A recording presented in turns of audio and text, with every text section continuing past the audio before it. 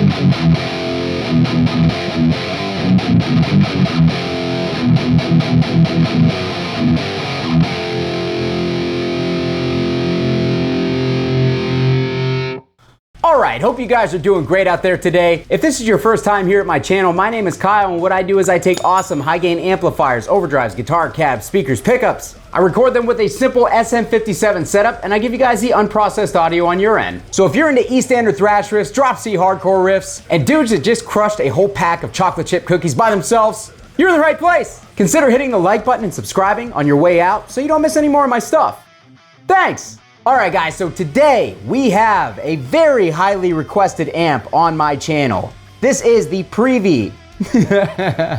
Oh, we're starting off good. This is the Peavey Supreme XXL. As far as I am aware, this amp was the last in line of the Peavey Transtube series in the head format as you see it here. This amp was basically designed to be the solid state brother of the Peavey XXX, which you guys know, one of my favorite amps on the planet. This is actually the second time I've owned this amp, and I sold it to my man and Patreon member, Ronnie Webster, so as soon as I'm done with this video, I'm gonna box it up and ship it out to you. Thank you so much, Ronnie. But honestly, plugging it in this morning and playing a couple riffs through it while I was setting this video up, I'm kind of bummed that I sold it because I keep forgetting how good these amps sound for solid state amps. Now, I've already demoed the Peavey Transtube Bandit and the Transtube Supreme, which was basically just the head version of the Silver Stripe Bandit. I also have a Peavey Supreme 160, which is the Teal Stripe Supreme solid state head, and I currently in my possession have a Supreme XL. So I've had almost every iteration of this amp in its head form at this point. And honestly, like, this one to me is just the clear winner. It has multiple good tones built into it. Now, I definitely prefer the lead channel on this amp to the ultra channel, and I'll show you why as we get into the demo. But man, I was on the British setting, boosting it with an SD1, and this thing really, honestly, in the British setting, it very much reminded me of my boosted JCM 2000 DSL amp, the way that I would set that up. But this is 100% solid state. Like, it's really crazy how good this thing sounds.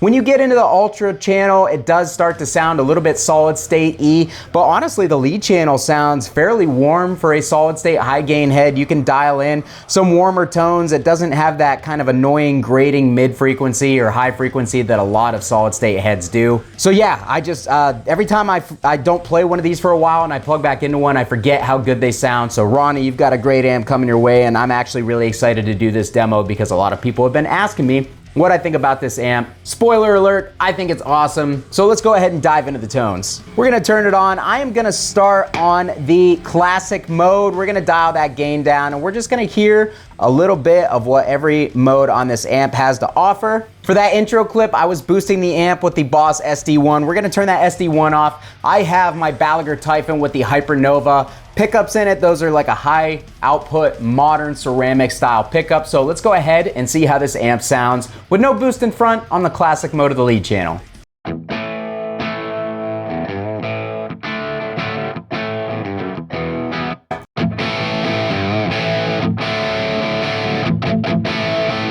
All right, so obviously we're getting into the crunchy gain territory. I'm going to boost the mids and the highs a little bit because it does sound a little thicker and a little fuller than something like a Marshall Plexi would on the low end for those types of tones.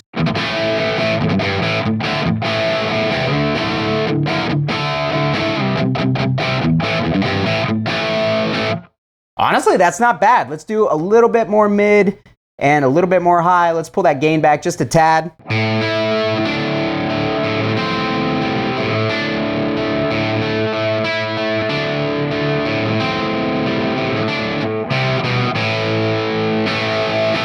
Honestly, that really doesn't sound bad at all for a crunch type tone on a fully solid state amp. That sounds pretty good.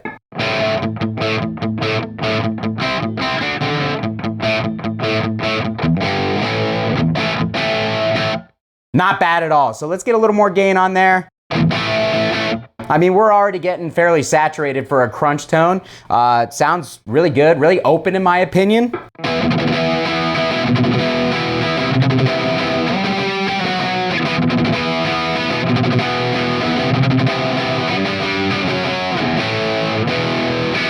All right, let's get a little more gain on there.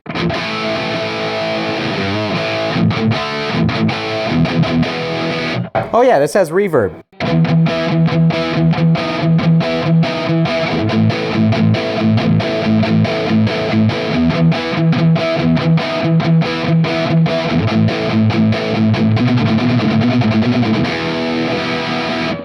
Not bad, not bad. As we're pushing the gain up, the amp is definitely getting fatter and it's getting a little bit muddier. It's not very clear note to note. Let's pull the lows back a tad. Let's pull those highs up a little bit more.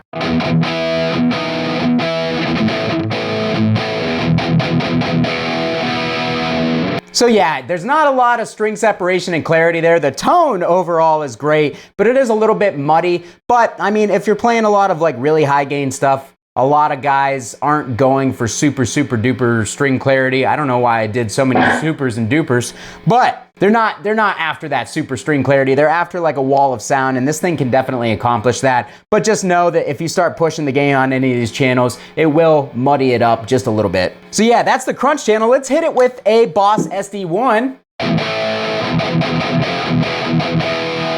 All right, so we need to pull some of those mids back. Let's get some more bass in there.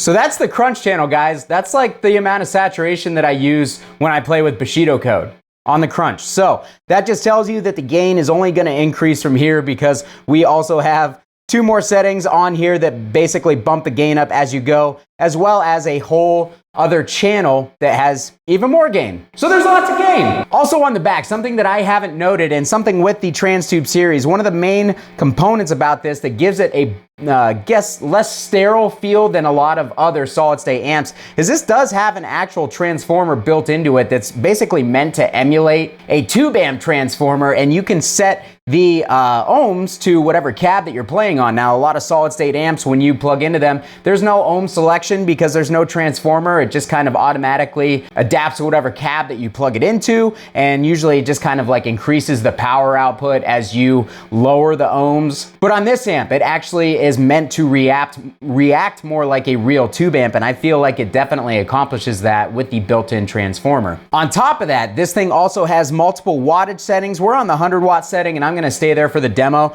but there is a damping factor on the back as well. So if you're not familiar with the Peavey XXX, the Peavey XXX has a, it's a damping, but it's basically kind of like a resonance control, a 3-way switch that goes from loose to medium to tight, and obviously that's going to tighten your sound as you take it from loose over to tight. Right now we're in the medium setting because I feel like it's best balanced like that. And also as you tighten it up and it removes more frequencies, the signal gets a little quieter. So I'll go back to loose real quick. So we're on loose now. It's gonna be a little louder.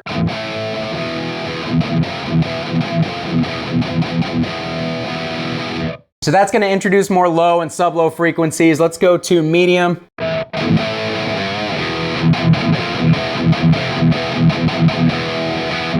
That sounds nice and tight, guys, right in the middle. It also seems to emphasize the upper mids and the highs a little bit more. So let's go to tight finally. Also, I clearly had it backwards. When you go from loose to tight, loose is the quietest and tight is the loudest. So that's kind of interesting.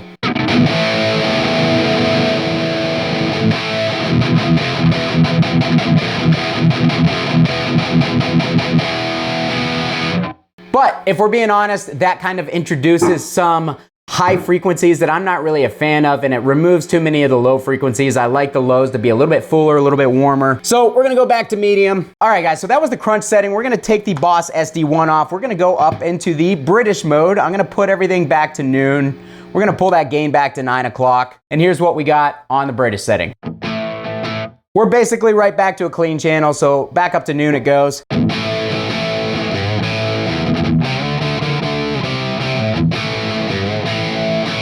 All right, so this has a little bit more of a boxier midsection to it. It's kind of like more low mids and more mid mids than the crunch setting had. Let's go ahead and push that gain up even more.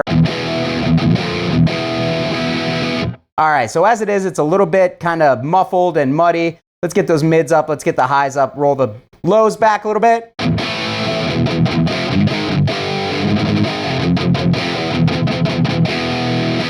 Kind of reminiscent of an 800-esque type tone. I'm not saying it sounds like an 800, but it's got in the ballpark a little bit. Let's get that gain up even higher.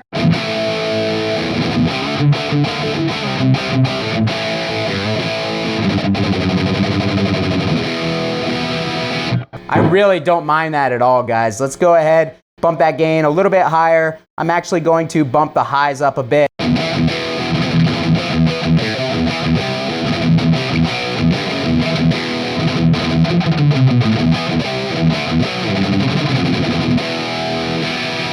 Not bad. So let's scoop the mids out, see how it sounds like that real quick.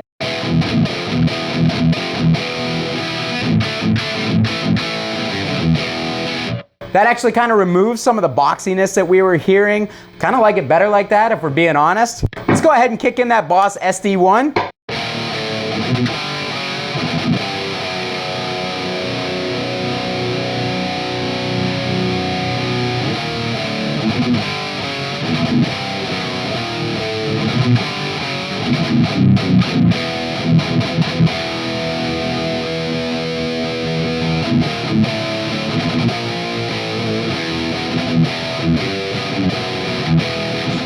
Like I said, guys, this amp sounds really, really good. Let's see what happens when we push those mids higher.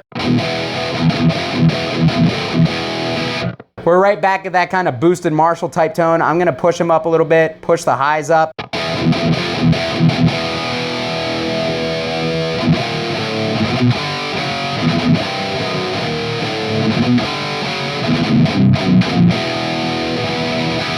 All right, let's try just a regular old tube screamer, see how it reacts to the tube screamer, which I can never tell if it's on or not. And I threw my pick. All right, we're done here.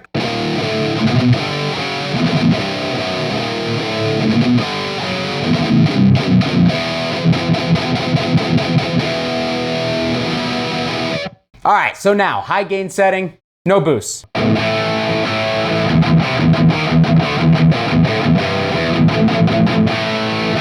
All right, so the mids seem a little bit more open, less boxy. We've got a lot of low end punch here. Let's dial the lows back again. Let's dial the highs up a bit.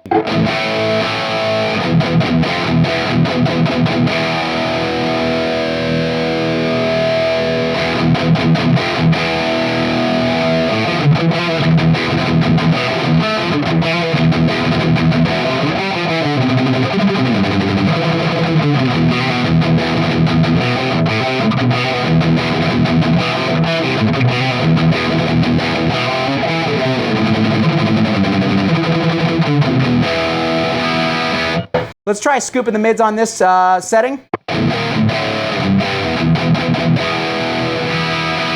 It really seems like the mids on this channel at least are a source of a lot of the mud. It kind of adds some lower mid frequencies that make it a little bit nasally, a little bit boxy, and take some of the clarity away. So the mids are out a little bit. Let's pull a little bit of high end back.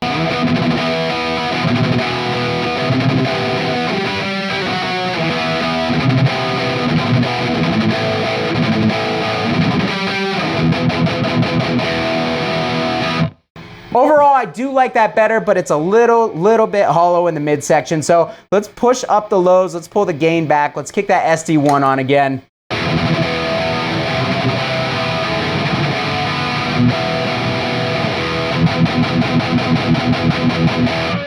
It sounds so good. It's like right there, but I can't kind of get the clarity that I would typically like out of something like the Triple X.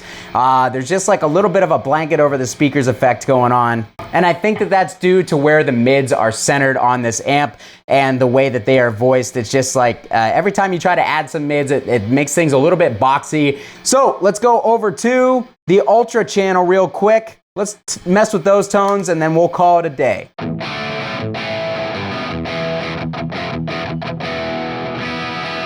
All right, let's get that gain up.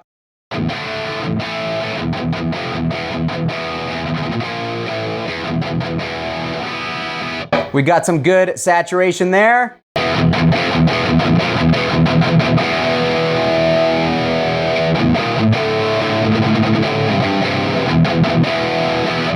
Not bad, but it is starting to get muddy, pushing the gain that high. Let's add a little edge, pull out a little bit of the body. Let's add a little bottom.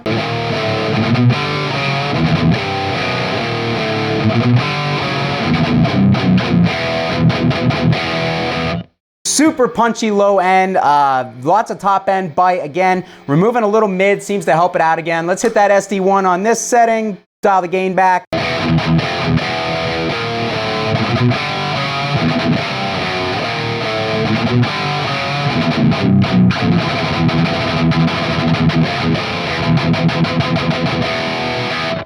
Definitely don't like this crunch as much as the other one. The mids are a little bit more annoying, and I find that that's kind of the case across the Ultra channel. The mids are just kind of too present, but not in a good way. So let's go ahead, dial everything back to noon. Let's go up to that modern channel, SD1 off.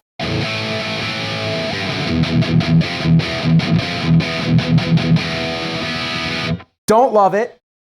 Let's get that gain up a little bit more.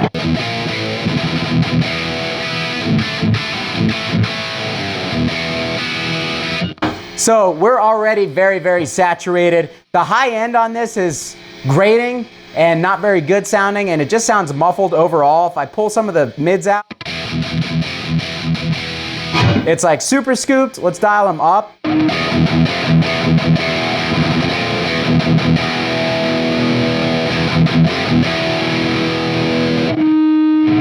It's just kind of a harsh and noisy, not very good sounding channel. Let's dial that gain down again. Let's dial the bottom up. And I'm gonna kick that SD1 on.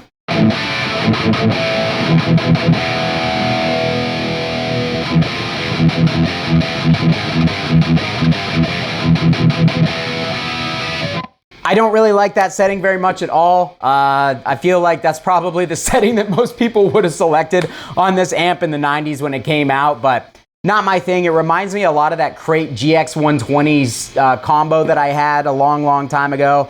Not very pleasant, not very good.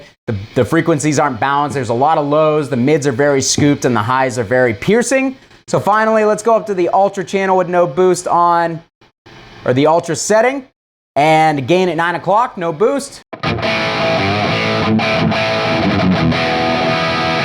All right, so there is the mids, but we have kind of like a clanky sound going on.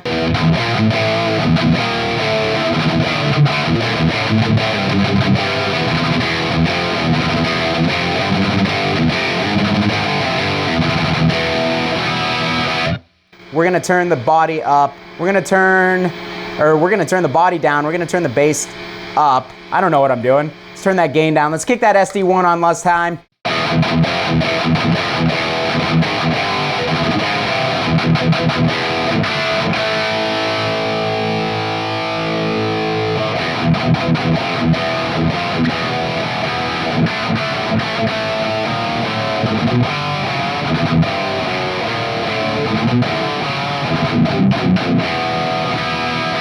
Yeah, it's not good to me. I really don't like the way that sounds. Let's go back to the lead channel. I'm gonna do a drop C riff.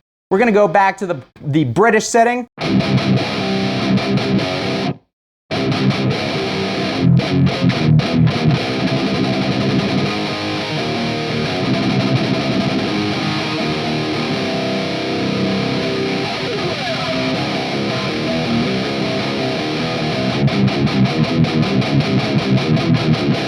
I actually don't like that setting nearly as much in drop C. Let's go over to the high gain setting. Let's turn that SD1 off.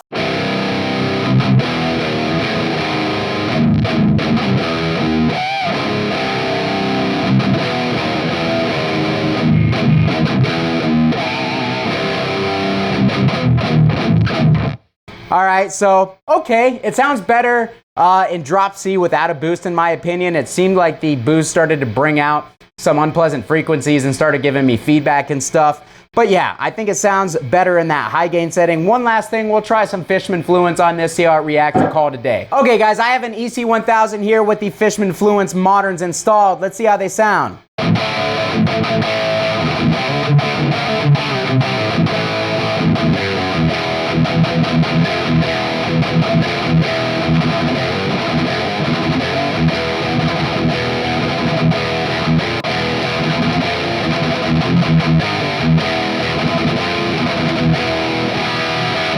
They actually sound pretty good. Let's turn that boost on one last time.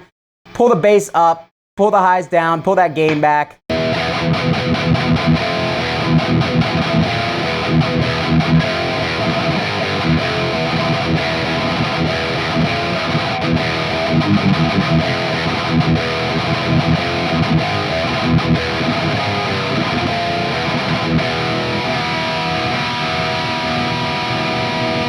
That is gonna do it for me today, guys.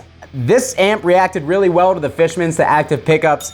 Overall, I think there's a lot of great tones in here. I'd like it less as you tune down more. It just seemed to kind of introduce some weird frequencies and didn't react as well to boosts, but on this lead channel, on a couple of those settings with a good boost out front, I could easily get away with those tones live. I really enjoyed some of the settings on the amp. Really did not like any of the settings on the Ultra channel of this amp whatsoever. It's just, I don't know, it introduced some really harsh upper mid frequencies and I could never quite get it where I wanted without it sounding either thin or muffled, and sometimes thin and muffled at the same time. So I really think all the good sounds in this amp were on the lead channel.